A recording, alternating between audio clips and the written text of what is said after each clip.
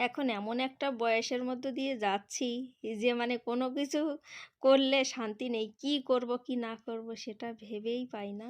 মানে এখন যদি কোনো একটা লিপ সিং এর ভিডিও, কান্নার ভিডিওতে কান্নার অ্যাক্টিং করি, সবাই বলবে দেখো বুড়ো বয়সে ঢং হয়েছে। মানে কেমন একটা ব্যাপার। মানে এই বয়সটাই এত খারাপ, কি আর বলবো। তা সকালবেলা দেখো ১ কাপ চায় না খেলে যেন মানে শরীরে এনার্জি আসে না। তো সকালবেলা ২ জনের জন্য ২ কাপ চা বানিয়ে নিয়েছি।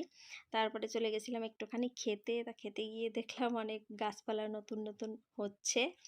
তো এখন আর কি আমি এই যে সবজি-টবজি কেটে নিচ্ছি। আর সত্যি কথাই বলেছি, তাই না?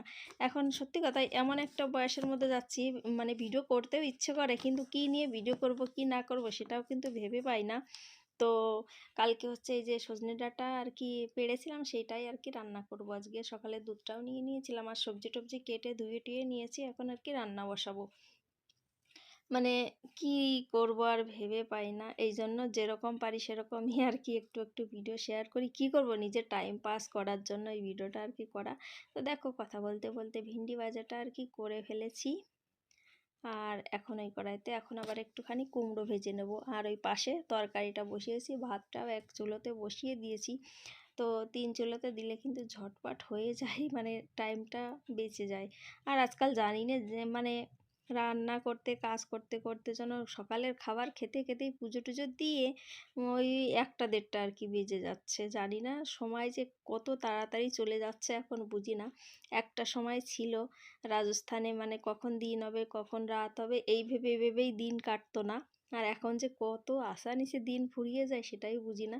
তো দেখো কথা বলতে বলতে সব রান্নাবান্না কিন্তু কমপ্লিট হয়ে গেছে।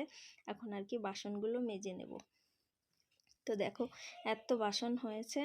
আর মানে বোতল টোতলগুলো আজকে একটু পরিষ্কার করব। ৫-৬ দিন হয়ে গেছে মানে মাজা হচ্ছিল না। তো বোতলগুলোও মেজে নিলাম। তো মাজার পরে এখন এই যে বর্তনগুলো ঝটপট করে ধুয়ে নিচ্ছি।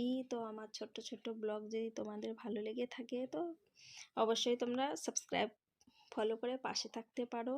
আর সুন্দর একটা কমেন্ট করতে পারো। তা ছোট ছোট ভিডিও নিয়ে তোমাদের সামনে প্রত্যেক দিন হাজির হয়ে যায়। তো আজকের মতো এই পর্যন্তই। সবাই ভালো থেকো, সুস্থ থেকো। পরে আবার দেখা হবে। রাধে রাধে।